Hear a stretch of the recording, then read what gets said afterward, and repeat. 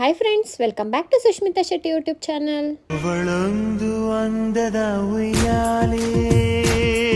ತುಂಬ ಈಸಿಯಾಗಿ ಚಿಕನ್ ಸಾರನ್ನ ಮನೆಯಲ್ಲಿ ಬ್ಯಾಚುಲರ್ಸ್ಗೆ ಆಗಲಿ ಅಡುಗೆ ಗೊತ್ತಿಲ್ಲದಿರೋರೇ ಆಗಲಿ ಹೇಗೆ ಸಿಂಪಲ್ಲಾಗಿ ಮಾಡೋದು ಅಂತ ಈ ವಿಡಿಯೋದಲ್ಲಿ ನಾನು ನಿಮಗೆ ಹೇಳ್ಕೊಡ್ತೀನಿ. ಬನ್ನಿ ಸ್ಟಾರ್ಟ್ ಮಾಡೋಣ. ಫ್ರೆಂಡ್ಸ್, ಮೊದಲಿಗೆ ನಾನಿಲ್ಲಿ ಸ್ಟವ್ನ ಹಚ್ಕೊಂಡು ಒಂದು ಪ್ಯಾನ್ನ ಇಟ್ಕೊಳ್ತಾ ಇದ್ದೀನಿ. ಅದಕ್ಕೆ ಸ್ವಲ್ಪ ನಾವು ಆಯಿಲ್ನ ಹಾಕ್ಕೊಳ್ಳೋಣ. ಸ್ವಲ್ಪ ಸಾಕು. ಇದು ಜಸ್ಟ್ ನಾವು ಆನಿಯನ್ನ ಫ್ರೈ ಮಾಡ್ಕೋಬೇಕು. ಆನಿಯನ್ನ ಫ್ರೈ ಮಾಡಿಕೊಂಡ್ರೆ ಟೇಸ್ಟು ತುಂಬ ಚೆನ್ನಾಗಿ ಬರುತ್ತೆ. ಅದಕ್ಕೋಸ್ಕರ ಇಲ್ಲಿ ನಾನು ಫಸ್ಟು ತಗೊಳ್ತಾ ಇದ್ದೀನಿ ಎಣ್ಣೆನ. ಇದಕ್ಕೆ ನಾನು ಇಲ್ಲಿ 2 ಈರುಳ್ಳಿ ಅಷ್ಟನ್ನ ನಾನು ಕಟ್ ಮಾಡ್ಕೊಂಡಿದ್ದೀನಿ. ನಾನಿಲ್ಲಿ ಅರ್ಧ kg ಚಿಕನ್ನ ತೊಗೊಂಡಿದ್ದೀನಿ. ಅರ್ಧ kg ಚಿಕನ್ಗೆ 2 ಈರುಳ್ಳಿ ಸಾಕು. ಈರುಳ್ಳಿನ ಹಾಕ್ಕೊಳ್ತಾ ಇದ್ದೀನಿ. ಈರುಳ್ಳಿನ ನಾವು ಫ್ರೈ ಮಾಡ್ಕೊಳ್ಳೋಣ. ಮೀಡಿಯಮ್ ಆಗಿ ಫ್ರೈ ಮಾಡಿಕೊಂಡ್ರೆ ಸಾಕು. ಈರುಳ್ಳಿನ ಈ ಥರ ಫ್ರೈ ಮಾಡ್ಕೊಳ್ಳೋದ್ರಿಂದ ಹಸಿ ವಾಸನೆ ಎಲ್ಲ ಹೋಗ್ಬಿಟ್ಟು ಟೇಸ್ಟು ತುಂಬ ಚೆನ್ನಾಗಿ ಬರುತ್ತೆ. ಅದಕ್ಕೋಸ್ಕರ ಈರುಳ್ಳಿನ ನಾವು ಖಾರ ಮಸಾಲೆ ರುಬ್ಕೊಳ್ಳೋಕೆ ಮುಂಚೆನೇ ಈ ಥರ ಸ್ವಲ್ಪ ಆಯಿಲ್ ಹಾಕಿಬಿಟ್ಟು ಫ್ರೈ ಮಾಡಿಕೊಂಡ್ರೆ ಟೇಸ್ಟು ತುಂಬ ಚೆನ್ನಾಗಿ ಬರುತ್ತೆ. ನೋಡಿ, ಈರುಳ್ಳಿ ಸ್ವಲ್ಪ ಕಲರ್ ಚೇಂಜ್ ಆಗಿದೆ, ಮೀನ್ಸ್ ಸ್ವಲ್ಪ ಫ್ರೈ ಆಗಿದೆ. ನಾನು ಇವಾಗ ಇದಕ್ಕೆ ಟೊಮ್ಯಾಟೋನು ಸಹ ಆ್ಯಡ್ ಮಾಡ್ತೀನಿ. ಟೊಮ್ಯಾಟೋನು ಫ್ರೈ ಮಾಡೋದ್ರಿಂದ ಟೇಸ್ಟು ತುಂಬ ಚೆನ್ನಾಗಿ ಬರುತ್ತೆ. ಸೊ ಅದಕ್ಕೆ ನಾನು ಇದಕ್ಕೇ ಈರುಳ್ಳಿ ಜೊತೆಗೇ ಟೊಮ್ಯಾಟೋನು ಹಾಕ್ಕೊಂಡು ಸ್ವಲ್ಪ ಫ್ರೈ ಮಾಡ್ಕೊಳ್ತೀನಿ. ಫ್ರೆಂಡ್ಸ್ ನೋಡಿ, ಇಷ್ಟು ಫ್ರೈ ಮಾಡಿಕೊಂಡ್ರೆ ಸಾಕು. ತುಂಬ ಜಾಸ್ತಿ ಫ್ರೈ ಮಾಡ್ಕೋಬೇಕು ಅಂತ ಏನಿಲ್ಲ. ಅದ್ರದ್ದು ಸ್ವಲ್ಪ ಹಸಿ ಸ್ಮೆಲ್ ಹೋಗೋವರೆಗೂ ಫ್ರೈ ಮಾಡಿಕೊಂಡ್ರೆ ಸಾಕು. ಇದನ್ನು ನಾವಿವಾಗ ಒಂದು 5 ನಿಮಿಷಗಳ ಕಾಲ ತಣ್ಣಗಾಗೋಕ್ಕೆ ಬಿಡೋಣ. ತಣ್ಣಗಾದ್ಮೇಲೆ ನಾವು ಇನ್ನೂ ಇದಕ್ಕೆ ಏನೇನು ಇಂಗ್ರೀಡಿಯೆಂಟ್ಸ್ನ ಆ್ಯಡ್ ಮಾಡ್ಕೋಬೇಕು ಅದನ್ನು ಆ್ಯಡ್ ಮಾಡಿಕೊಂಡು ಮಸಾಲೆನ ರೆಡಿ ಮಾಡ್ಕೊಳ್ಳೋಣ. ಫ್ರೆಂಡ್ಸ್, ಇವಾಗ ಇದು ತಣ್ಣಗಾಗಿದೆ. ನಾನು ಇದಕ್ಕೆ ಮಸಾಲೆಗೆ ಏನೇನು ಐಟಮ್ ಹಾಕ್ತೀನಿ ಅಂತ ಹೇಳಿಬಿಟ್ಟು ಇಲ್ಲೇ ಹಾಕಿಬಿಟ್ಟು ತೋರಿಸ್ತೀನಿ ನಿಮಗೆ. ಮೊದಲಿಗೆ ನಾನು ಇಲ್ಲಿ ಒಂದು ಅರ್ಧ ಕಾಯಿ ಹೋಳಿಗೆಗಿಂತ ಇನ್ನೂ ಸ್ವಲ್ಪ ಕಡಿಮೆ ತೊಗೊಂಡಿದ್ದೀನಿ. ಕಾಯಿನ ಹಾಕ್ಕೊಳ್ತಾ ಇದ್ದೀನಿ, ತುರಿದಿರೋದನ್ನ. ನಂತರ ನಾನು ಒಂದು ಬೆಳ್ಳುಳ್ಳಿನ ಹಾಕ್ಕೊಳ್ತಾ ಇದ್ದೀನಿ. 1.5 ಇಂಚಿನಷ್ಟು ಶುಂಠಿನ ಹಾಕ್ಕೊಳ್ತಾ ಇದ್ದೀನಿ. ಇದಕ್ಕೆ ನಾನು ಸ್ವಲ್ಪ ಚಕ್ಕೆ, 1-2 ಲವಂಗ, 4 ಕಾಳುಮೆಣಸು, 1 ಏಲಕ್ಕಿನ ತೊಗೊಂಡು ಹಾಕ್ಕೊಳ್ತಾ ಇದ್ದೀನಿ. ನಂತರ ಇದಕ್ಕೆ ಕೊನೆಯದಾಗಿ ಕಟ್ ಮಾಡಿರೋ ಕೊತ್ತಂಬರಿನ ಹಾಕ್ಕೊಳ್ತಾ ಇದ್ದೀನಿ. ಇಷ್ಟೇ ಫ್ರೆಂಡ್ಸ್, ನಾವು ಮಸಾಲೆಗೆ ಬಳಸ್ಕೊಳ್ತಾ ಇರೋದು. ನಾನಿಲ್ಲಿ ಖಾರದ ಪುಡಿ, ಧನಿಯಾ ಪುಡಿನೇ ಹಾಕ್ಕೊಳ್ತಾ ಇಲ್ಲ. ಯಾಕೆ ಅಂತ ನಾನು ನಿಮಗೆ ಆಮೇಲೆ ಹೇಳ್ತೀನಿ. ಇಲ್ಲಿ ನಾನು ಇದಿಷ್ಟೂ ಮಿಕ್ಸ್ ಮಾಡ್ಕೊಳ್ತಾ ಇದ್ದೀನಿ. ಇದನ್ನೇ ನಾನು ಫ್ರೈ ಮಾಡ್ತಾ ಇಲ್ಲ, ಜಸ್ಟ್ ಮಿಕ್ಸ್ ಮಾಡ್ಕೊಳ್ತಾ ಇದ್ದೀನಿ ಅಷ್ಟೇ. ಇದು ನಮಗೆ ಚಿಕನ್ ಸಾರಿಗೆ ಏನು ಬೇಕೋ ಆ ಮಸಾಲೆ ಮಾಡ್ಕೊಳ್ಳೋಕ್ಕೆ ಇಂಗ್ರೀಡಿಯೆಂಟ್ಸ್ ಇಲ್ಲಿ ರೆಡಿ ಆಗಿದೆ. ನಾನು ಇದನ್ನು ಮಸಾಲೆ ರುಬ್ಕೊಂಡು ಬಂದು ನಿಮಗೆ ತೋರಿಸ್ತೀನಿ. ನೋಡಿ, ಮಸಾಲೆನ ರುಬ್ಕೊಂಡು ಬಂದಿದ್ದೀನಿ. ಈ ಥರ ಕಾಣಿಸ್ತಾ ಇದೆ. ನೆಕ್ಸ್ಟ್ ಏನು ಮಾಡಬೇಕು ಅಂತ ಹೇಳ್ತೀನಿ, ಬನ್ನಿ. ಈಗ ನಾವು ಸ್ಟವ್ ಮೇಲೆ ಒಂದು ಪಾತ್ರೆನ ಇಟ್ಕೊಳ್ಳೋಣ. ಇದೇ ಪಾತ್ರೆಯಲ್ಲಿ ನಾವು ಚಿಕನ್ ಸಾಂಬಾರು ಮಾಡೋಕ್ಕೆ ಹೋಗ್ತಾ ಇರೋದು ಇವಾಗ.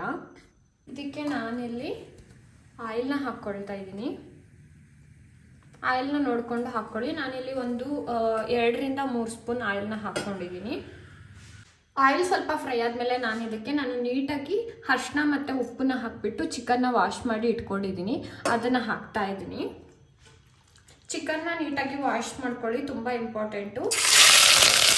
ಚಿಕನ್ನ ನೀವು ನೀಟಾಗಿ ವಾಶ್ ಮಾಡ್ಕೊಂಡಿಲ್ಲ ಅಂತಂದರೆ ನೋಡಿ, ಫ್ರೈ ಮಾಡ್ಕೊಬೇಕು. ಜಾಸ್ತಿ ನೀರಿದ್ರೆ ಈ ಥರ ಆಗುತ್ತೆ.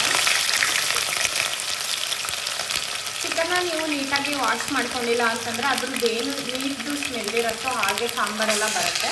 ಸೊ ಅದಕ್ಕೆ ಅದನ್ನು ಒಂದು 4 to 5 ಟೈಮ್ಸ್ ನೀಟಾಗಿ ಅರಿಶಿನ ಉಪ್ಪನ್ನು ಸಹ ಹಾಕ್ಕೊಂಡು ವಾಶ್ ಮಾಡ್ಕೊಳ್ಳಿ. ಆವಾಗ ನೀಟಾಗಿ ಕಂಪ್ಲೀಟಾಗಿ ಸ್ಮೆಲ್ಲೆಲ್ಲ ಹೋಗಿ ಚಿಕನ್ ಏನು ಮಾಡ್ತಾ ಇರ್ತಿರೋ ರೆಸಿಪೀಸ್ ತುಂಬ ಚೆನ್ನಾಗಿ ಬರುತ್ತೆ. ಇದನ್ನು ನಾನು ಇವಾಗ ಒಂದು 2 ನಿಮಿಷಗಳ ಕಾಲ ನೀಟಾಗಿ ಫ್ರೈ ಮಾಡ್ಕೊಳ್ತೀನಿ ಆಯಿಲಲ್ಲಿ. ಜಸ್ಟ್ ಆಯಿಲ್, ಇನ್ನೇನು ಹಾಕ್ತಾ ಇಲ್ಲ.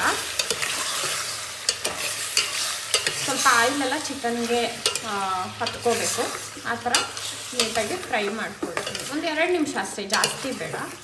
ಇವಾಗ ನಾನು ಇದಕ್ಕೆ ಉಪ್ಪನ್ನು ಸಹ ಹಾಕ್ಕೊಳ್ತೀನಿ. ನಾನು ಆಲ್ರೆಡಿ ಉಪ್ಪಲ್ಲಿ ವಾಶ್ ಮಾಡಿರೋದ್ರಿಂದ ಉಪ್ಪನ್ನ ನೋಡ್ಕೊಂಡು ಹಾಕ್ಕೋಬೇಕು.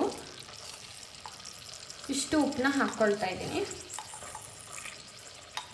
ಉಪ್ಪನ್ನು ಸೇರಿಸ್ಕೊಂಡು ಮತ್ತೆ ನೀಟಾಗಿ ಮಿಕ್ಸ್ ಮಾಡಿಕೊಂಡು 1-2 ನಿಮಿಷ ಫ್ರೈ ಮಾಡ್ಕೊಳ್ಳೋಣ. ಚಿಕನ್ ಆಲ್ರೆಡಿ ಬೇಯೋಕ್ಕೆ ಸ್ಟಾರ್ಟ್ ಆಗಿ ಹೋಗಿದೆ. ಸೊ ಅದಕ್ಕೋಸ್ಕರ ನಾವು ಒಂದು 2 ಮಿನಿಟ್ಸ್ ಅಷ್ಟೇ ನಾವು ಈ ಥರ ಫ್ರೈ ಮಾಡ್ಕೊಳ್ಬೇಕು. ಈಗ ನಾನು ಇದಕ್ಕೆ ಆವಾಗಲೇ ಹೇಳ್ತಿದ್ದೆ ಅಲ್ವಾ ಉಪ್ಪು ಖಾರ ಯಾಕೆ ಹಾಕಿಲ್ಲ ಅಂತೇಳ್ಬಿಟ್ಟು, ನಾನು ಉಪ್ಪು ಖಾರನ ಇವಾಗ ಹಾಕ್ತಾ ಇದ್ದೀನಿ. ಯಾಕಂತಂದರೆ ಉಪ್ಪು ಖಾರನ ಇವಾಗ ಹಾಕೋದ್ರಿಂದ ಚೆನ್ನಾಗಿ ಚಿಕನ್ಗೆ ಉಪ್ಪು ಖಾರ ಎಲ್ಲ ನೀಟಾಗಿ ಹಿಡ್ಕೊಳ್ಳುತ್ತೆ. ನಾವು ಮಸಾಲೆಲೇ ಉಪ್ಪು ಖಾರ ಹಾಕ್ಬಿಟ್ರೆ ಅದು ಟೇಸ್ಟು ಕಂಪ್ಲೀಟಾಗಿ ಡಿಫ್ರೆಂಟ್ ಆಗುತ್ತೆ, ಮತ್ತು ಚಿಕನ್ಗೆ ಉಪ್ಪು ಖಾರ ನೀಟಾಗಿ ಹತ್ತಲ್ಲ. ಅದಕ್ಕೋಸ್ಕರ ನಾನು ಉಪ್ಪನ್ನು ಸಹ ಇವಾಗಲೇ ಹಾಕ್ಕೊಂಡೆ. ನೆಕ್ಸ್ಟು ಖಾರದ ಪುಡಿ ಮತ್ತು ಧನಿಯಾ ಪುಡಿ ಏನು ಹಾಕ್ತೀನೋ ಅದನ್ನು ಇವಾಗಲೇ ಹಾಕ್ಕೊಳ್ತೀನಿ. ನಾನು ಇಲ್ಲಿ ಖಾರದ ಪುಡಿನ ಹಾಕ್ಕೊಳ್ತಾ ಇದ್ದೀನಿ, ಒಂದು 2 ಸ್ಪೂನಷ್ಟು. ಇದಕ್ಕೆ ನಾನು ಧನಿಯಾ ಪುಡಿನೂ ಸಹ ಸೇರಿಸ್ಕೊಳ್ತಾ ಇದ್ದೀನಿ. ಇದು ಮನೆಯಲ್ಲೇ ಮಾಡಿರೋ ಧನಿಯಾ ಪೌಡರು. ಇದ್ರ ರೆಸಿಪಿನೂ ನಾನು ಆಲ್ರೆಡಿ ನನ್ನ ಚಾನಲಲ್ಲಿ ಹಾಕಿದ್ದೀನಿ, ನಿಮಗೆ ಬೇಕು ಅಂತಂದರೆ ಹೋಗಿ ನೋಡ್ಕೋಬೋದು. ಇದು ನಾನ್ ವೆಜ್ಗೆ ಅಂತಲೇ ಮಾಡಿರೋ ಸಪ್ರೇಟಾಗಿ ಮಾಡಿರೋ ಧನಿಯಾ ಪೌಡರು. ಸೊ ಈ ಉಪ್ಪು ಖಾರದಲ್ಲಿ ಚಿಕನ್ನು ನೀಟಾಗಿ ಬೇಯಬೇಕು.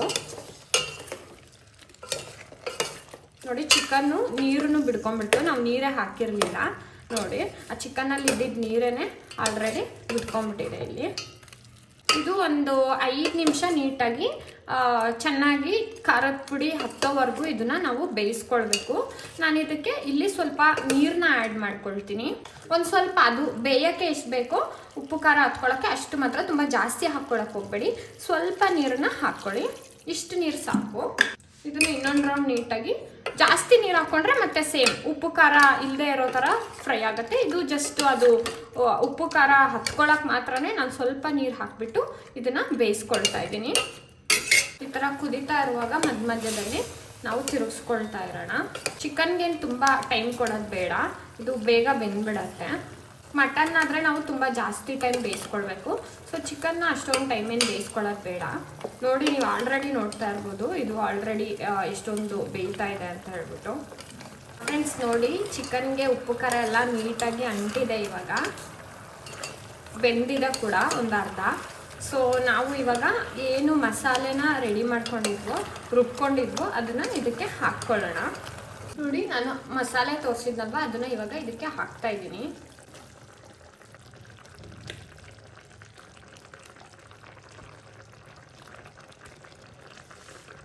ಒಬ್ಬೊಬ್ರು ಕಾಯಿನ ಮಸಾಲೆಗೆ ಹಾಕ್ಕೊಂಡು ರುಬ್ಕೊಳ್ಳೋಕ್ಕೆ ಇಷ್ಟಪಡಲ್ಲ, ಅವರು ಕಾಯಿನ ಸ್ಕಿಪ್ ಮಾಡಿಕೊಂಡು ಸಾಂಬಾರಿಗೆ ಕಟ್ ಮಾಡಿಬಿಟ್ಟು ಹಾಕ್ಕೊಳ್ಬೋದು. ಕಾಯಿನ ರುಬ್ಕೊಂಡು ಹಾಕ್ಕೊಂಡ್ರೆ ಟೇಸ್ಟು ತುಂಬ ಚೆನ್ನಾಗಿ ಬರುತ್ತೆ. ಇದನ್ನು ಸಹ ನಾವು ನೀಟಾಗಿ ಇದ್ರ ಜೊತೆ ಮಿಕ್ಸ್ ಮಾಡ್ಕೊಳ್ಳೋಣ.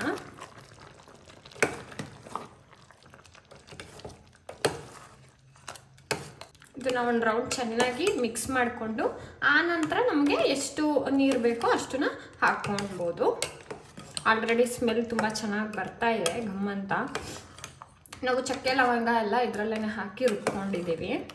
ಇದು ತುಂಬ ಗಟ್ಟಿ ಇದೆ ಅಲ್ವಾ, ಇಷ್ಟು ಸಾಲಲ್ಲ. ಯಾಕಂತಂದರೆ ನಾವು ಅಲ್ಲಿ ಖಾರ ಹತ್ಕೊಳ್ಳೋಕ್ಕೆ ಮಾತ್ರ ಬೇಕಾದಷ್ಟು ನೀರನ್ನ ಹಾಕ್ಕೊಂಡಿದ್ವಿ ಆವಾಗಲೇ.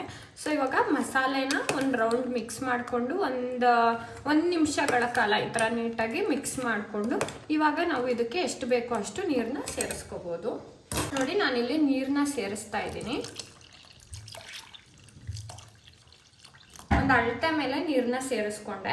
ಒಬ್ಬೊಬ್ರು ಗಟ್ಟಿ ಇಷ್ಟಪಡ್ತಾರೆ, ಒಬ್ಬೊಬ್ರು ತೆಳ್ಳಗೆ ತಿನ್ನೋಕೆ ಇಷ್ಟಪಡ್ತಾರೆ.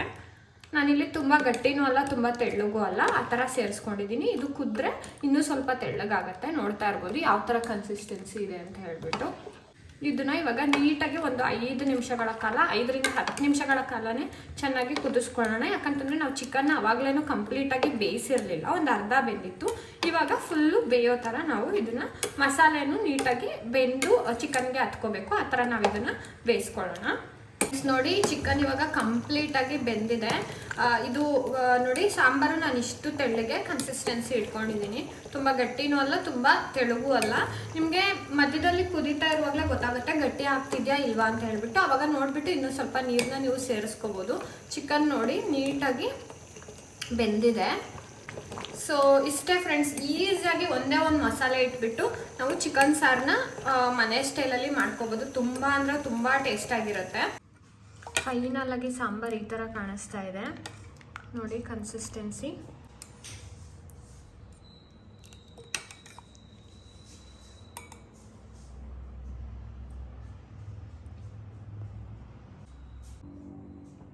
ಮುದ್ದೆ ಜೊತೆ ತಿಂತಾ ಇದ್ರೆ ತುಂಬ ಸೂಪರಾಗಿರುತ್ತೆ. ಜೊತೆಗೆ ನಾವು ನಿಂಬೆಹಣ್ಣು ಇಟ್ಕೊಂಡಿದ್ದೀವಿ, ತುಂಬ ಒಳ್ಳೆ ಟೇಸ್ಟ್ ಬರುತ್ತೆ. ಒಂದೇ ಒಂದು ಸಲ ಟ್ರೈ ಮಾಡಿ ಹೇಗಿದೆ ಅಂತ ರಿವ್ಯೂ ಕೊಡಿ. ವಿಡಿಯೋ ಇಷ್ಟ ಆಗಿದ್ರೆ ಪ್ಲೀಸ್ ಲೈಕ್, ಶೇರ್, ಕಮೆಂಟ್. ಇನ್ನು ಯಾವ ಥರ ರೆಸಿಪೀಸ್ ಬೇಕು ಅನ್ನೋದನ್ನು ನನಗೆ ಕಮೆಂಟ್ ಮೂಲಕ ತಿಳಿಸಿ. See you in the next video. Thank you.